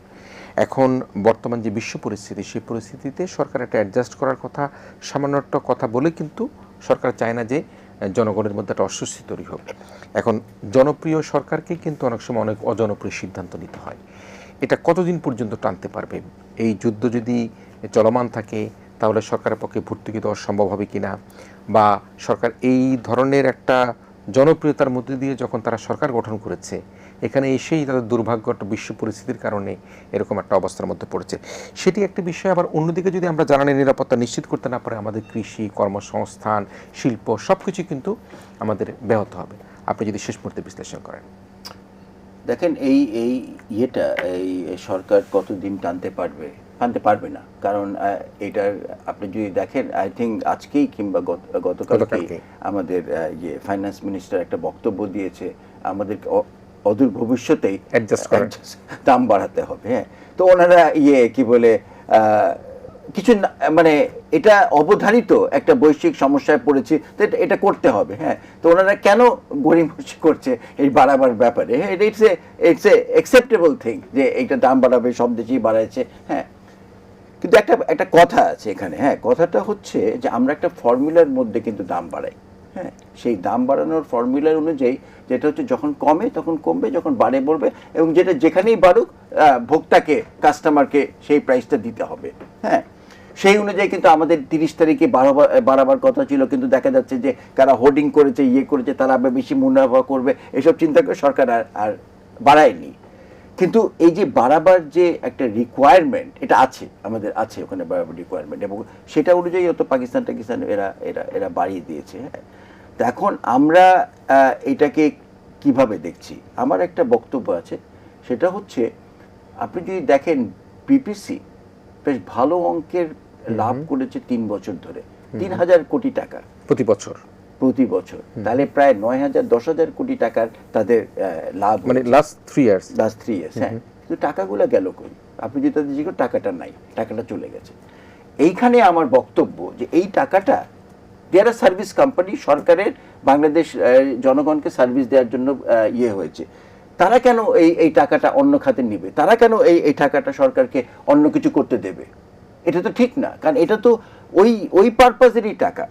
সাধারণত যেটা করা হয় অনেক দেশে, এই টাকাটাকে এমনভাবে রাখে, ফিক্সড ডিপোজিট হোক, যেইভাবে করে রাখো, যাতে করে এই পারপাজেই যেন ব্যবহার করা যায়। যখন মূল্য বাড়বে তখন যাতে সেখানে এটা দিয়ে যেন অ্যাডজাস্ট করে এটা হয়তো অনেকদিন করা যাবে না, বাট যতটুকু করা যায়। হ্যাঁ, আর ওই টাকাটা তো এই খাতের টাকা, এইখানকার এটাই টাকা। তো এখন যে সরকার যেটা হচ্ছে এই যে কত 167 কোটি টাকার কথা যেটা বললেন, এটা যদি আপনি এখন অ্যাডজাস্ট করতে যান, লোকে বলেন, জনগণ ইমিডিয়েটলি বলবেন তাহলে ওই টাকাটা গেল কই? হ্যাঁ, এখন আপনাদের লস হচ্ছে, এখন আমাদের গায়ে চাপাই দিচ্ছেন, কিন্তু যখন লাভ হচ্ছে তখন এটা কেন করেছেন? ইন্ডিয়া যেটা করেছে এটা খুব ইন্টারেস্টিং। ইন্ডিয়াও কিন্তু দাম বাড়ায়নি এইসব ইয়েতে। ইন্ডিয়ার অবশ্য অনেক রকম সুবিধা আছে। ইন্ডিয়া যেটা করেছে, ওদের দেশে 2টা ট্যাক্স আছে, একটা হলো ফেডারেল আর একটা হচ্ছে লোকাল গভর্নমেন্টের। হ্যাঁ, এই 2টাকেই ওরা স্থগিত করে দিয়েছে, আর অ্যাপ্লাই করছে না। কিন্তু ওদের ফাইন্যান্স মিনিস্টার কিন্তু বলেছে, কিন্তু জাস্ট বিকজ আমি এগুলো সরাই দিচ্ছি, দাম কিন্তু কমবে না, দাম ঠিকই থাকবে। তার মানে ওই যেই কোম্পানিরা এটা ডিল করছে তাদের লস হবে না। এটা সরকার ওই ট্যাক্সটা এই ইয়ের জন্য নিচ্ছে না। তো এরকম ধরনের চিন্তা ভাবনা যদি থাকে, তাহলে আমরা যেটা বাড়াচ্ছি না, ইট ক্যান বি অ্যাডজাস্টেড। কারণ এই যে 167 কোটি টাকা সরকারের ভর্তুকি লস হচ্ছে, এটা কমপ্লিটলি ট্রু না। এটা এটা এটা যদি হিসাব করে দেখা যায়, এর একটা বিরাট অংশ ওখানে যেটা আছে ট্যাক্স থেকে এটা আছে, ওখানে আছে। কিন্তু এখন তো গভর্নমেন্ট রেভিনিউ যেটা, হ্যাঁ রেভিনিউ যেটা, কিন্তু অস্বাভাবিক বেড়ে গেছে। তো ওখানে এটা, তো এগুলার ব্যাপারে আমরা সবসময় বলে এসেছি, এগুলোর সামনে একটা কনসিস্টেন্ট হওয়া উচিত সরকারের। হ্যাঁ, যে কনসিস্টেন্ট হয়, এক খাতের টাকা অন্য খাতে নেওয়াটা ঠিক না, ওইটার জন্যই রেখে দেওয়া উচিত। ওর তারা যদি মনে করে এইটা ওই রকম একটা লাভ যেটা সরকার নিবে ট্যাক্স হিসাবে, রেভিনিউ হিসাবে, হ্যাঁ রেভিনিউ হিসাবে নেওয়াটা আমি মনে করি এই তেল থেকে, এনার্জি থেকে রেভিনিউ হিসাবে নেওয়াটা ঠিক না। কারণ আপনি রেভিনিউ হিসাবে যদি নিতে চান, এখন তো আপনাকে ভর্তুকি দিতে হচ্ছে সাংঘাতিক বড় অ্যামাউন্ট এই বিদ্যুতে। তো বিদ্যুৎ আপনি অ্যাডজাস্টই করতে পারলেন না। হ্যাঁ, বিদ্যুতের দাম তো অনেক করেছে, এবং এই যে ভর্তুকির টাকাটা সারা দেশের সব সেক্টরের লোককে দিতে হচ্ছে।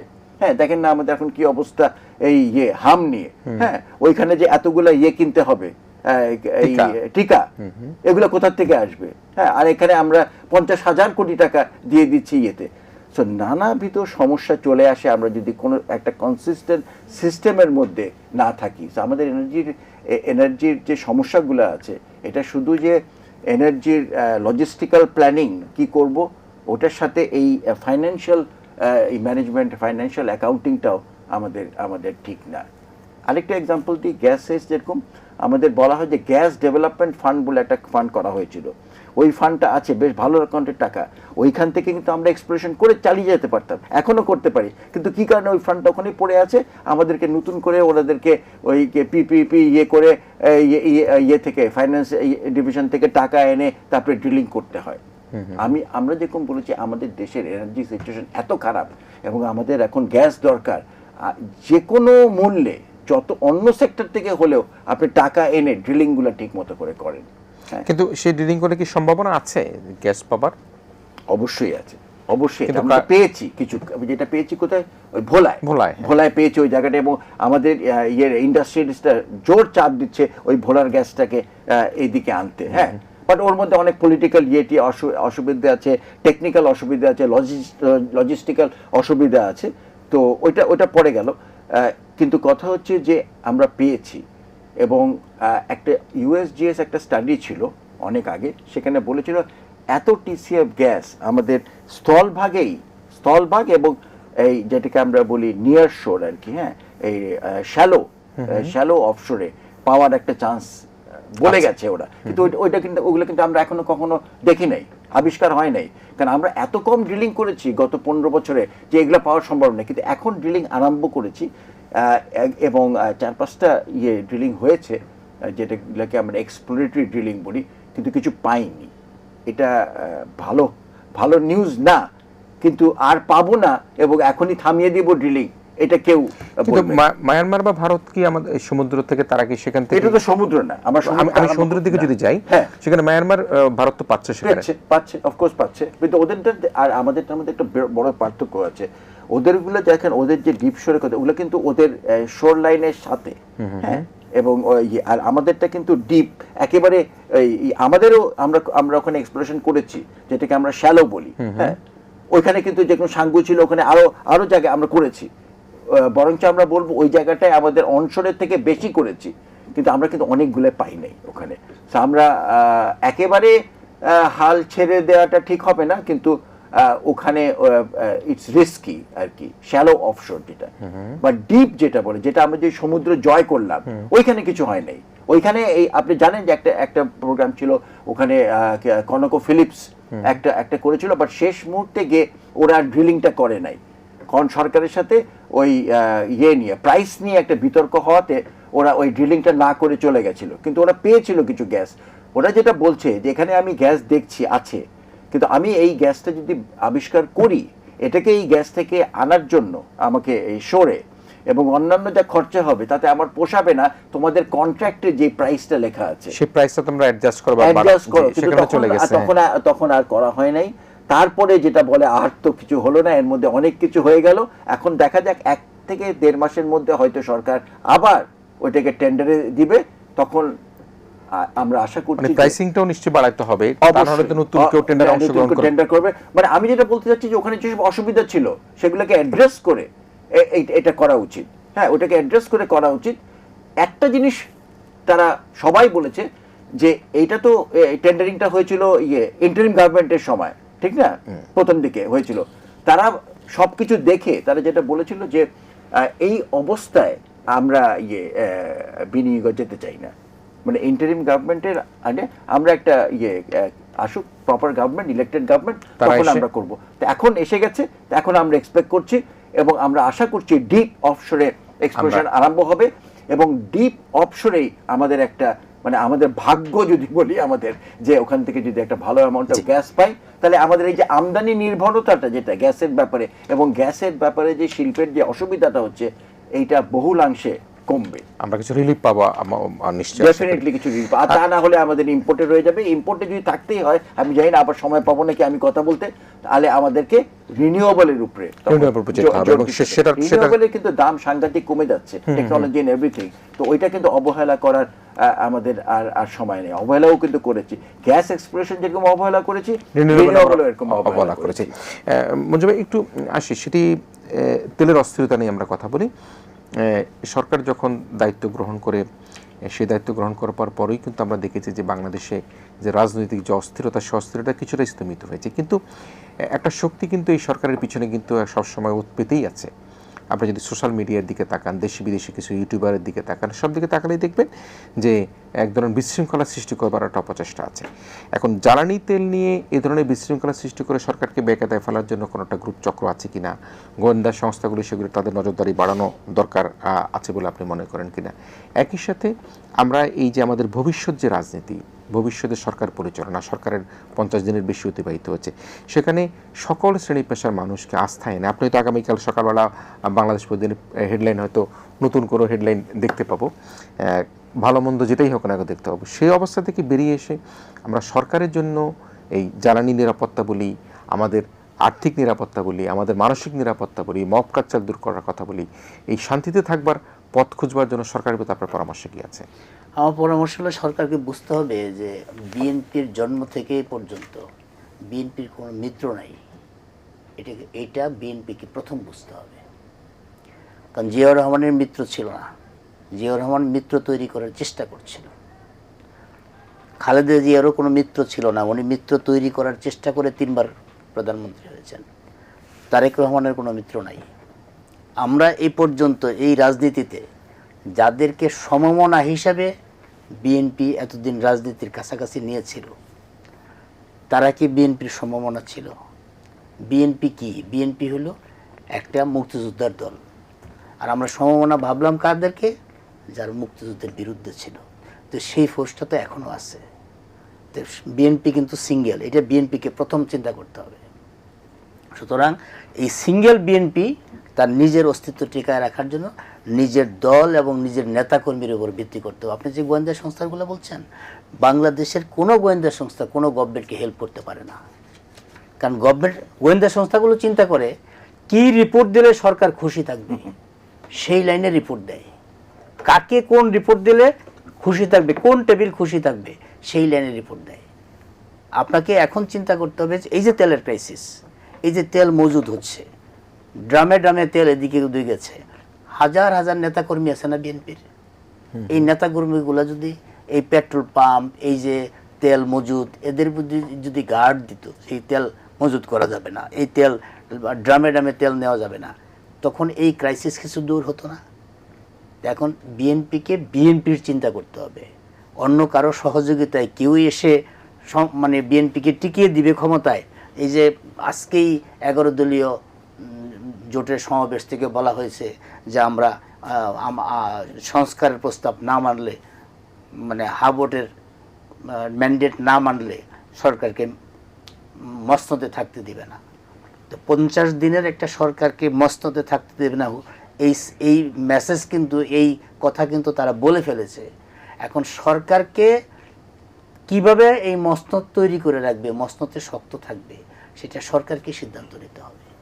যদি সরকার নিজের দলীয় নেতাকর্মীদের উপর আস্থা রাখতে না পারে, দলীয় নেতাকর্মীরা যদি ওই তেলের পাম্পের দালাল হয়ে যায়, তেল পাচারের সাথে যদি সক্রিয় থাকে, তবে নিজের ঘরের মধ্যেই কিন্তু ইঁদুর ঢুকে গেছে। এই নিজের ঘরের ইঁদুর দূর না করা পর্যন্ত সরকারের খুঁটি কিন্তু শক্ত হবে না। 50 দিনের সরকার, এই সরকার তো এখন পর্যন্ত যেই সাদা শার্টটা গায়ে দিছে, এই সাদা শার্টের কলার তো ময়লা হয় নাই, কিন্তু আপনি মসনদে না থাকার হুঁশিয়ারি দিয়ে দিলেন। এখন আপনার দলের নেতাকর্মীরা কোথায়? সেই নেতাকর্মীরা তো আপনাকে প্রোটেক্ট করবে, যারা মজুদদারি করছে তাদেরকে ধরবে। আপনি শুধু এই ভোক্তা অধিকারের বা আইন প্রয়োগকারী কয়েকজন সংস্থার লোকজন সাথে গিয়া ধরছে, এত টন, এত গ্যালন তেল পাচ্ছে, এত গ্যালন তেল পাচ্ছে। আপনার স্থানীয় নেতাকর্মীরা কেন অভিযানে সহযোগিতা করতে পারছে না? কেন ধরতে পারছে না যে এই লোক তেল মজুদদারি করছে?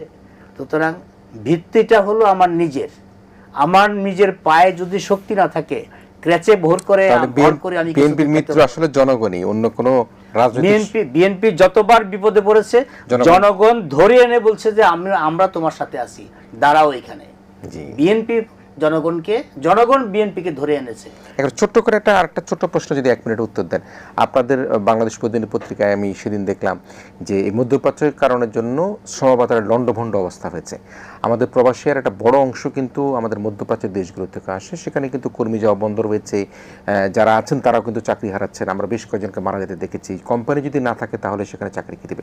শ্রমবাজারের কি দুর্গতি হতে পারে এই মধ্যপ্রাচ্যের এই অবস্থার মধ্যে? শ্রমবাজারটা মোটামুটি শেষ। আমাদের শ্রমবাজার কি মিডল ইস্ট, মালয়েশিয়া, আমরা শ্রম বাজার বলতে যেটা বোঝাই মিডল ইস্ট আর মালয়েশিয়া। আর ধরেন আমেরিকা, কানাডা, অস্ট্রেলিয়া, এটা যেখানে আছে এটা কিন্তু শ্রমবাজার না, সেটা হচ্ছে আমার প্রফেশনাল লোকজন ওইখানে গিয়ে কেউ সেটেল হয়ে গেছে, কেউ ভালো চাকরি করে, যারা দেশে পয়সা পাঠায় না খুব একটা, তারা কিন্তু ওইখানে যেই পয়সাটা ইনকাম করে তাদের প্রথম টার্গেট হলো ওইখানে একটা বাড়ি কিনবে, ওইখানে ছেলে মেয়েদের সেটেল করবে। আর আমার সৌদি আরবে, আমার ওমানে, আমার ইরাকে, আমার ইরানে, আমার সিরিয়ায়, আমার লেবাননে, আমার মালয়েশিয়া যেই লোকটা গেছে, সে কিন্তু চিন্তা করে আমি 2 লক্ষ বা 5 লক্ষ টাকা দিয়ে আমি এই জায়গায় আসছি, আমার যে টাকাটা সেই টাকাটা সুদে আনা হয়েছে, অথবা ধার করে আনা হয়েছে, অথবা বাপের সম্পত্তি বিক্রি করে আনা হয়েছে। আমি এই মাসে বেতন পেয়ে যদি 500 রিঙ্গিত বেতন পাই, 100 রিঙ্গিত আমি রেখে বাকি 400 রিঙ্গিত বাবার জন্য পাঠাই, আমার ঋণ আছে সেই ঋণ শোধ করার জন্য পাঠাই। সেইটাই এই যে বিশাল জনগোষ্ঠী, আপনার ধরেন শ্রমবাজার তো নষ্ট হলোই, কিন্তু যেই লোকগুলো ওইখানে আটকা পড়ে আছে, যাদের জব নাই, যাদের খাবার নাই, যারা দেশের বাড়িতে যোগাযোগ করতে পারছে না, যারা যুদ্ধের মধ্যে পড়ে আছে, তাদের অবস্থা কি আমরা তো জানি না। আমাদের হিসাবে আছে 50 থেকে 60 লক্ষ লোক ওই এলাকায় আছে, এটা তো হিসাবের, কিন্তু হিসাবের বাইরে মিলে গেলে আমাদের ওই এলাকায় টোটাল মিডল ইস্টে আমাদের প্রায় 1 কোটির উপরে লোক, আপনি আনডকুমেন্টেড সহ যদি ধরে 1 কোটি লোক, তো আমরা সবাই তো একটা বিপদের মধ্যে আছে, কেউ তো শান্তিতে নাই ওই জায়গাটায়। তো এই যে 1 কোটি জনশক্তি, আমার এই 1 কোটি মানুষ যদি কোনো কারণে ফেরত আসে 100%, আমি তো এমনি একটা ক্রাউডেড হয়ে যাব, আমার রেমিটেন্স আসবে না, আমি অর্থনৈতিকভাবে আরো পঙ্গু হয়ে যাব। এই যে এই মাসেও কিন্তু রেকর্ড পরিমাণ রেমিটেন্স আসছে যুদ্ধের মধ্যে মার্চের সবচেয়ে রেকর্ড পরিমাণ। আমাদের অন্তর্বর্তী সরকারের সময় যদি রেমিটেন্স না আসতো, অন্তর্বর্তী সরকার নিজেদের বেতনই নিতে পারতো না। আমাদের এই সংকটটা খুব বেশি কিন্তু শ্রমবাজারের উপর। জি, আমি একটা ছোট্ট করে রূপপুর পারমাণবিক কেন্দ্রের কি অবস্থা, সেটা গ্রিড লাইনে যুক্ত করা যাবে কিনা, কোল পাওয়ারের কথা বলছে, একবারে সংক্ষেপ যদি কিছু একটা বলে শেষ করতে চাই আমরা আপনার কাছ থেকে। রূপপুর পাওয়ার প্ল্যান্টটা এখন সাংঘাতিক সাংঘাতিক ইম্পর্টেন্ট হয়ে গেছে। এটা যদি আসে এই বছর, তাহলে কিন্তু আমরা এই বছরটা মোটামুটি কাটাতে পারবো উইদাউট মাচ লোডশেডিং, হ্যাঁ পারবো যদি। কিন্তু দেখা যাচ্ছে যে যেসব কথা হচ্ছে এখানে অসুবিধা, মানে একটা তো গ্রিডের সংযুক্ত করে আনার একটা সমস্যা তো আছেই, অনেক দিন তো ছিল ওটা সমস্যা চলছে, কিন্তু আবার শুনছি যে ইভেন ওটাকে ওখানে ওর মধ্যে যে ফিউল, ইউরেনিয়াম ফিউলটা দেওয়ার ব্যাপারেও সমস্যা হচ্ছে। তা আমি যেটা বুঝতে পারছি যে এখনকার সরকার যেটা এইসব সব সমস্যার মধ্যে পড়ে তারা বুঝতে পারছে এটাকে ত্বরান্বিত করতেই হবে। যেরকম আমাদের 3rd টার্মিনালটাও ওনারা বসে করছে, তা আমি আশা করছি এই সরকার এটাকে যা যা করার দরকার এটাকে আনবে, কারণ এটা এখন ক্রিটিক্যাল হয়ে গেছে আমাদের জন্য এটা। কারণ ঠিক কয়লা ভিত্তির কথা যেটা বললাম, কয়লা ভিত্তিক কেন্দ্রগুলো সাংঘাতিক ইম্পর্টেন্ট। কারণ আমি তো বললাম আমরা তো ন্যাচারাল গ্যাস আর বাড়াতে পারছি না এখন এই মুহূর্তে, হ্যাঁ আরও FSRU আসবে যখন তখন পারবো, কিন্তু কয়লা ভিত্তিক বিদ্যুৎ তো রেডি। দেখা গেছে গত বছরে আমরা কয়লা ভিত্তিক বিদ্যুৎগুলো অনলি 50% ব্যবহার করেছি। দেখেন এত সংকট, তাও আমরা 50% ব্যবহার করছি, কেন? আমরা কয়লা কিনতে পারি না।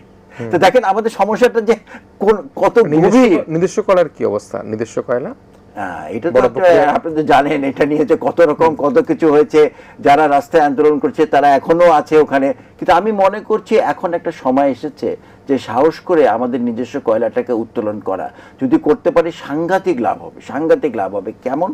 আমরা 10,000 মেগাওয়াট, হ্যাঁ 10,000, আমাদের কিন্তু ধরেন মোটামুটি সর্বোচ্চ 15,000 মেগাওয়াট লাগে, কয়েকদিন মাঝে মাঝে দিনে একটু বেশি দেয় 15, তো 10,000 মেগাওয়াট আমরা 20 বছর পাবো এখান থেকে। যদি কয়লাটা উঠতে পারি, এই কয়লাটা দিয়ে আমরা 10,000 মেগাওয়াট 20 বছর পাবো, তাহলে জ্বালানি আমাদের এখানেই।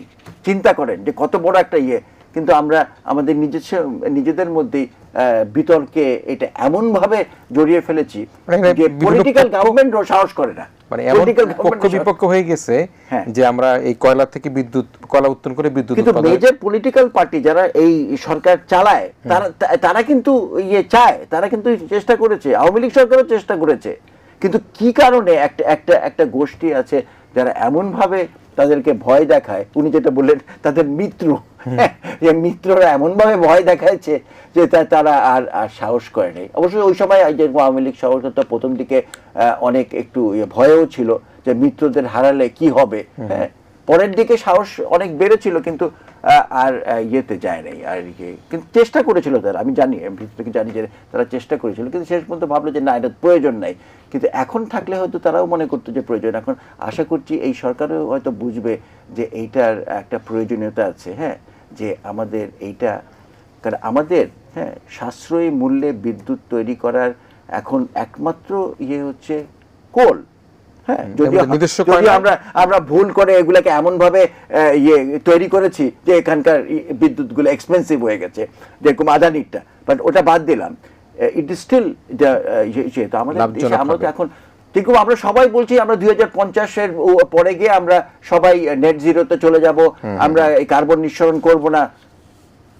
এই পিরিয়ডটাতে বাঁচতে হবে আমাদের, পরে কার্বন নিঃসরণ করব কি করব না সেটি পরে চিন্তা করা যাবে। আমি জাস্ট একটু বলে নিই, আমাদের যদি এই বছরটা কাটাতে হয়, তাহলে আমাদের যদি ইভেন আমরা 50% আমরা করেছি গত বছর, 85% পর্যন্ত এইসব পাওয়ার প্ল্যান্ট চালানো যায়, হ্যাঁ আমি যদি তাহলে চিন্তা করে আমি কত বেশি বিদ্যুৎ আমি পাবো কয়লা বিদ্যুৎ যদি আমরা ঠিক মতো কয়লার যোগানটা দিতে পারি। জি নিশ্চয়ই প্রিয় দর্শক, আপনারা বুঝতে পারছেন যে আমাদের আসলে জ্বালানি নিরাপত্তা কত ভীষণ বড় একটা আমাদের এই মুহূর্তে জরুরি ব্যবস্থাপনার মধ্যে আনা হয়ে পড়েছে, এবং সেই কারণেই আমরা যারা নিরাপত্তা আর্থিক চ্যালেঞ্জ মোকাবেলা করবার জন্য সরকারের যে মুন্সিয়ানা, সেই মুন্সিয়ানার মাধ্যমে সরকার তার সার্বিক কর্মপরিকল্পনা করবেন, এবং সেখানে প্রত্যেকটা অংশীজন, বিশেষ করে জনগণ, আজকে দোকানপাট বন্ধ করার কথা বলি, আমাদের বাইরে গাড়ি চালানোর ক্ষেত্রে নিজেদেরকে সংযত রাখার কথা বলি, বিদ্যুৎ ব্যবহার করার কথা বলি, গ্যাস ব্যবহারে সংযত করার কথা বলি, আমরা সবাই মিলে কিন্তু একটা সরকারকে সহযোগিতা না করলে সরকারের পক্ষে কিন্তু এই এত বড় যুদ্ধকালীন পরিস্থিতি সারা বিশ্বের যে অবস্থা, সেই অবস্থা মোকাবেলা করা সম্ভব। আমরা আশা করি